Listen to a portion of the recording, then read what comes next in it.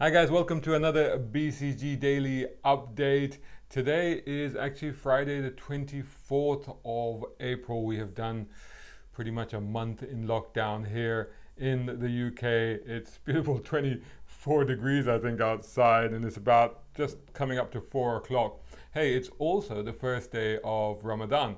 So if all of those people out there who are celebrating Ramadan, who partake in it, wishing you all the best for this holy month. May the blessed month bring peace, patience, and some kind of solace in these very difficult times. So what I wanted to talk about today was that are cars going to become cool again thanks to coronavirus in a sense. It's fascinating because, over the last, I would say pretty much nearly a decade, cars have been turned into something like a bit of a bogeyman, haven't they? There's been a lot of anti-car rhetoric because of environment and accidental deaths, all kinds of things.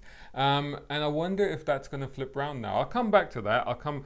Stick with me because I'll come back to that. But before I do that, I'm going to go through some quick updates of what's been happening in the industry and beyond. So it's obvious that all car manufacturing pretty much and all car dealerships came to a halt for most of, I would say, March and April. Perhaps even more. So obviously all manufacturers are going to report massive losses in Q1. If they stop a factory for a day, losses can be millions. So you imagine these factories have been silent for weeks now. But they're taking the hit themselves. So Carlos Tavares, who's the boss of PSA, their executives are actually taking a pay cut, which is a good example to set for others.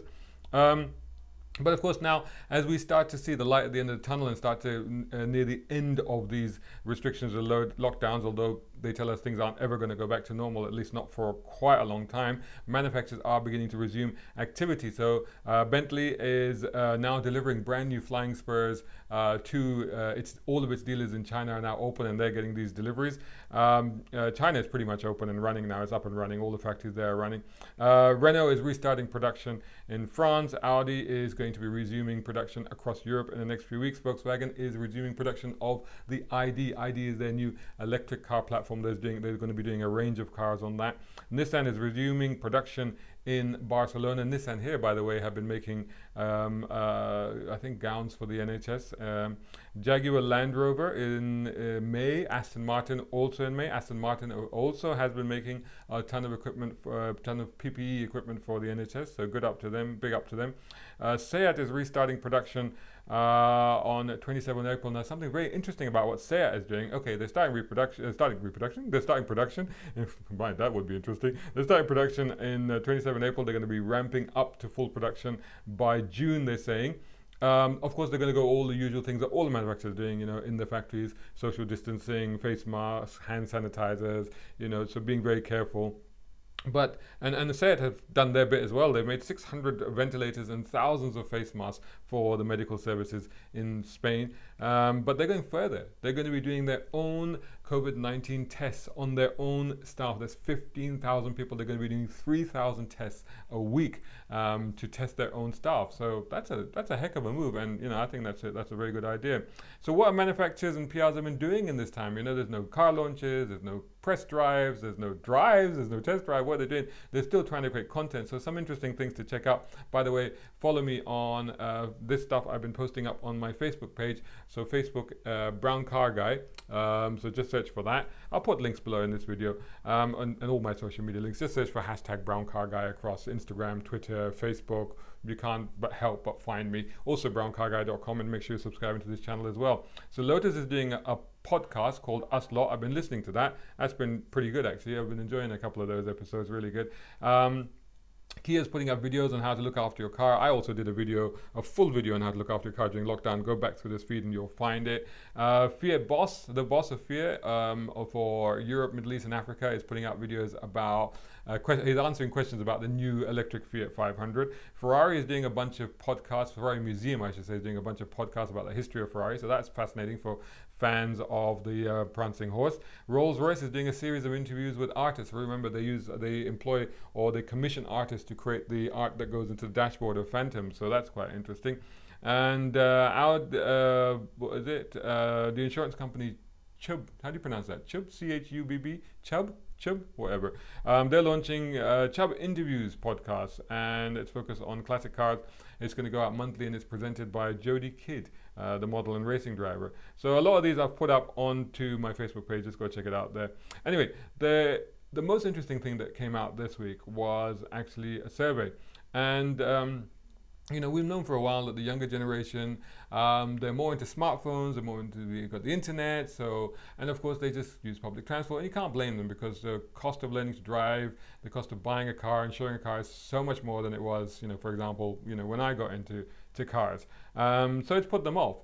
But this survey reveals that 66% of 18 to 24-year-olds said that they would be less likely to use public transport. And in fact, nearly half of UK public transport users have been put off from using public transport. They say they're less likely to use it. This report is from Autotrader. That's the classified used car buying website. So you might think it's a little bit biased. However, I've got to add in the fact that London Tube journeys, this is in London, so TfL, Transport for London, they confirm that tube journeys are down by 95%. 95%. I mean, normally you get like 4 million people going in and out of London every day. 95%, and even buses, and I can see them from here, so sitting here at my window, I see buses going past pretty much empty. So bus journeys have dropped by 85%. TfL says that they're going to run out of money in a month. In the survey, continuing with the survey, 56% said that owning a vehicle will be more important in the future.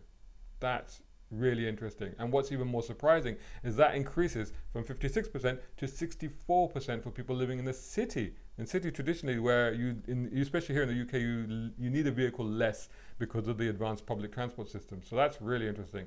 The Autotrader website confirms that it's still getting traffic, although it's down 30% compared to normal, but that's still over 750,000 unique visits a day to their platform.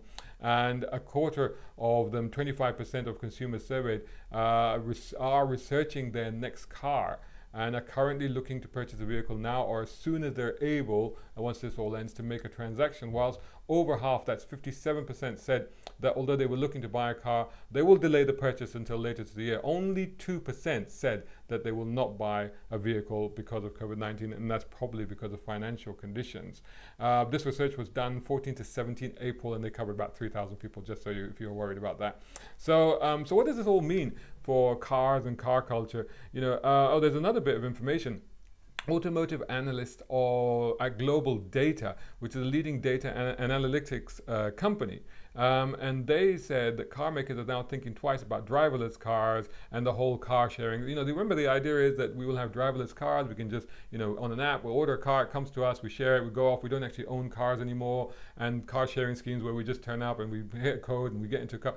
All of these schemes now are under question because people don't want to share cars because of obviously the hygiene issues. You'd rather have your own car that you've cleaned, right? Rather than jumping in and out of cars that other people are jumping in and out of. So again, this whole coronavirus thing has really made people think about the whole way that we interact with cars, but also, does it mean that there's going to be more interest and enthusiasm for cars? So this is where I'm getting a bit optimistic about these things. I can't help. You've got to look for silver linings, right? Remember that in the 50s and 60s, which is post-Second World War, and I am comparing this current situation to a world war because it's on a global scale. People were looking for hope. They were looking for optimism. That's where car culture really took off in the 50s and 60s. And I wonder if post this era, there may be a renewed interest in cars. A survey from Hyundai that's out today said that 40% of people in lockdown admitted they can't wait to just get in their car and go for a drive just for the heck of it. Believe it or not, 5% even look forward to being stuck in traffic again. I don't know if I'm looking forward to that, but anyway. So there you go. A little bit of thought to give to this. There's something interesting to discuss there. Let me know what your thoughts are. Put them in the comments below or wherever you see this. I'd love to see, what do you think? Do you think that cars are about to make a comeback as cool things for all of us, especially young people? Don't forget to subscribe on this channel. Make sure you hit the bell notification so you get all the updates for our videos, and follow me on all social media, #BrownCarGuy, and watch the videos at the end of this video. More great content right here on this channel. Thanks so much for watching.